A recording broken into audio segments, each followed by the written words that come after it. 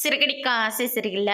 அடுத்து வர எபிசோட்ல நம்ம முத்து இருந்துட்டு ரோட்ல சண்டை போட்டுட்டு இருக்கிறத அண்ணாமலை பார்த்த உடனே ரொம்பவே கோவப்பட்டு நேரா மீனா கிட்ட வந்து சொல்றாங்க. மீனா, முத்து வந்ததும் வராதம்மா எதுக்காக அருண் கிட்ட போய் சண்டை போட்டீங்க அப்படின்னு சொல்லிட்டு கேட்கவும், எல்லா பிரச்சனைக்கும் காரணம் நீ மட்டும்தான். கிரஷ இந்த நாள் வரைக்கும் தத்து எடுத்துக்கலான்னு சொல்லிட்டு திடுதிப்புன்னு இப்போ வேண்டான்னு சொல்லி எல்லாரும் முன்னாடியும் அவமானப்படுத்திக்கிட்டு நீ என்னை வந்துட்ட.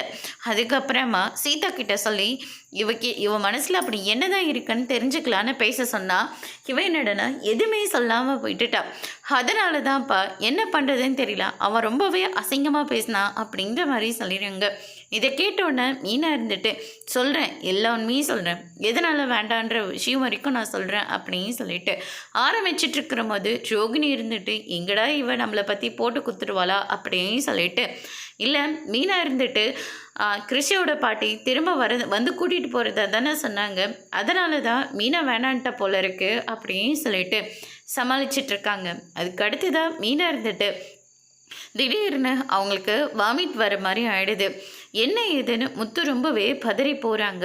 அதுக்கு அடுத்ததாக அண்ணாமலை இருந்துட்டு என்னமாச்சு, சாப்பிட்டது ஏதாச்சும் ஒத்துக்கலையா அப்படின்னு சொல்லிட்டு கேட்கவும், அதுக்கு அடுத்து தான் வந்து பார்த்திங்கன்னா விஜயா ஒரு பக்கம் ஒரு வேளை இவ ப்ரெக்னெண்ட்டாக இருப்பாளோ, அதனால தான் வாமிட் எடுக்கிறாளோ, எப்போவுமே இந்த மாதிரி நடந்துக்க மாட்டாளே, இப்போ மட்டும் என்ன புதுசாக இருக்குது அப்படின்னு சொல்லிட்டு நாடி நரமாக பிடிச்சி செக் பண்ணி பார்க்குறாங்க.